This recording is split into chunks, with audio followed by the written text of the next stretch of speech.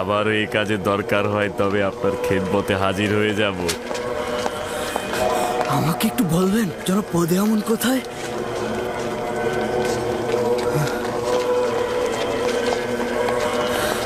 জনাব পদিয়ামন, আমরা নদীতে একটা লাশ পেয়েছি। লাশটি আমুনের প্রধান খোয়াব ব্যাখ্যাকারীর মনে হচ্ছে। আমাদের জালে লাশটি আটকে গিয়েছিল। লাশটিকে নদীর পাড়ে রেখে এসেছি।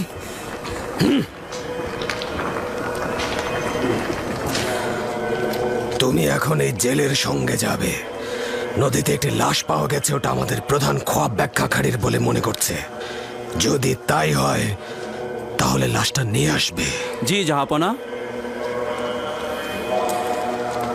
আহমক, একটা সহজ কাজ ঠিক মতো করতে পারলি না।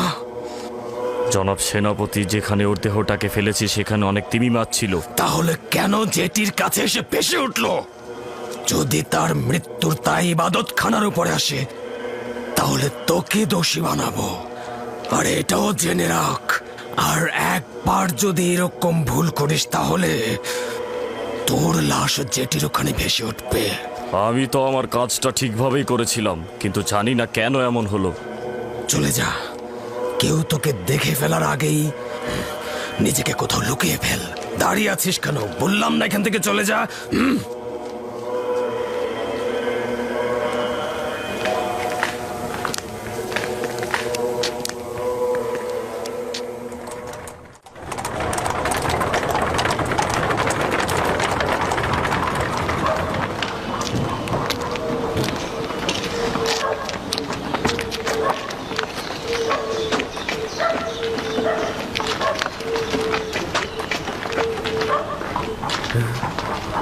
খোয়াব বিশ্লেষণকারী।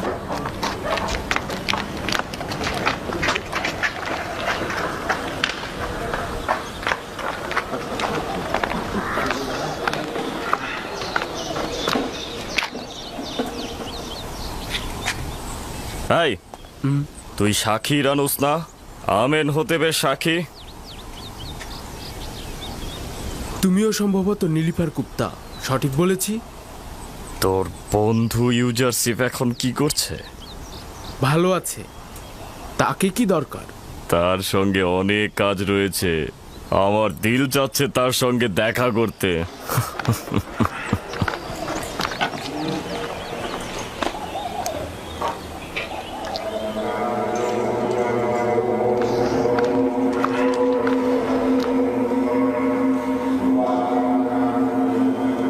কোথায় ছিল? তাকে কোথায় পেলে? কোথায় পেলে তোমরা? যেটির পায়ের সঙ্গে লেগেছিল আলী জনাব। খোদাবন্ত তাকে রহম করুন। তিনি ইবাদতখানার একজন বয়োজ্যেষ্ঠ খোয়াব ব্যাখ্যাকারী ছিলেন। আমি অনুমান করছি সেই ইউজাসিফের সাথে মোকাবেলায় পরাজয় লজ্জা সহ্য করতে পারেনি। এটা তার কাছে খুব অপমানজনক মনে হয়েছে, আর এই কারণে সে নিজেকে নীল নদে ডুবিয়েছে। তার মতো একজন বয়োজ্যেষ্ঠ খোয়াব ব্যাখ্যাকারীর পক্ষে এটা মেনে নেওয়া খুবই কষ্টের ছিল যে মহামান্য বাদশার খোয়াব ব্যাখ্যায় তিনি ব্যর্থ হয়েছেন, আর সেই জন্যই তিনি আত্মহত্যা করেছেন।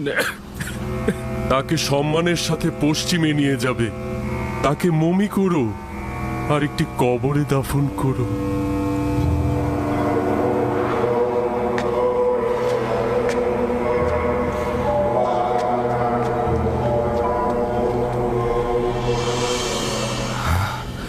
তুমি নিশ্চিত যে তাকে হত্যা করা হয়েছে? এটাতে কোনো সন্দেহ নেই। গতকাল তাকে পাদিয়ামন গ্রেপ্তার করে নিয়ে গেল এবং আজকেই তার লাশ নদীর ধারে পাওয়া গেল। এবং নিনিফার গুপ্তাকে দেখলাম লাশের দিকে তাকে হাসছে। আমি নিশ্চিত এটা তারই কাজ। যদি দেখতেন গতকাল খোয়াব বিশ্লেষণকারী গ্রেপ্তারের সময় কতটা কাকুতি মিনতি করছিল।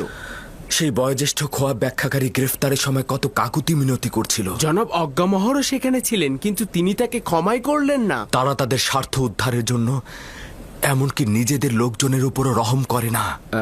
অজ্ঞামহর এবং ইবাদত খানার খাদেমগণেরা সব ধরনের অপরাধের কাজে লিপ্ত রয়েছে। খোদাবন্দ সকল কিছুই দেখছে, তারা অবশ্যই তাদের এই গুনার শাস্তি পাবে। অজ্ঞামহর ইবাদত খানার জন্য খাস আইন জারি করেছে। সেখানে কেউ হস্তক্ষেপ করে না। যদি আমার খোদাবন্দ আমাকে সাহায্য করে তো এই সকল স্বেচ্ছাচারিতার মূল অবশ্যই আমি উপড়ে ফেলবো। আপনি নিজের দিকে খেয়াল রাখবেন। আমার খোদাবন্দ আমার সঙ্গে রয়েছে, আমার কোনো ক্ষতি হবে না, কিন্তু তুমি অবশ্যই তাদের অপরাধ সর্বত্র ফাঁস করে দাও, যাতে খাদেমরা এটা গোপন করতে না পারে। নীলিফার কোপ্তার দিকে নজর রাখবে। সে ভয়ঙ্কর লোক, যদি আজাদ থাকে তবে অপরাধ করবেই।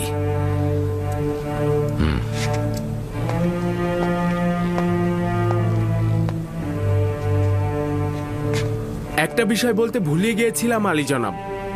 কিছুদিন পূর্বে একজন বয়োজ্যেষ্ঠ লোক, যে কিনা মিশরের আদিবাসী নয়, সে আপনাকে খোঁজ করছিল। তার নাম বলেনি? হ্যাঁ বলেছিল, কি জানি নাম, মালেক। মালেক, হ্যাঁ মালেক। আবার মালিক ইবনে জার নয় তো? কেন নয়, মালিক ইবনে জার, সেই বলেছিল। এটা কি করে সম্ভব? বলেছিল 20 বছরের অধিক সময় ধরে আপনার জন্য অপেক্ষা করছে। খুঁজে বের করো, তাকে খুঁজে বের করো। যেখান থেকে পারো তাকে খুঁজে বের করে আমার কাছে নিয়ে এসো। যাও। অবশ্যই আলী জনাব। খোদা হাফেজ। খোদা হাফেজ।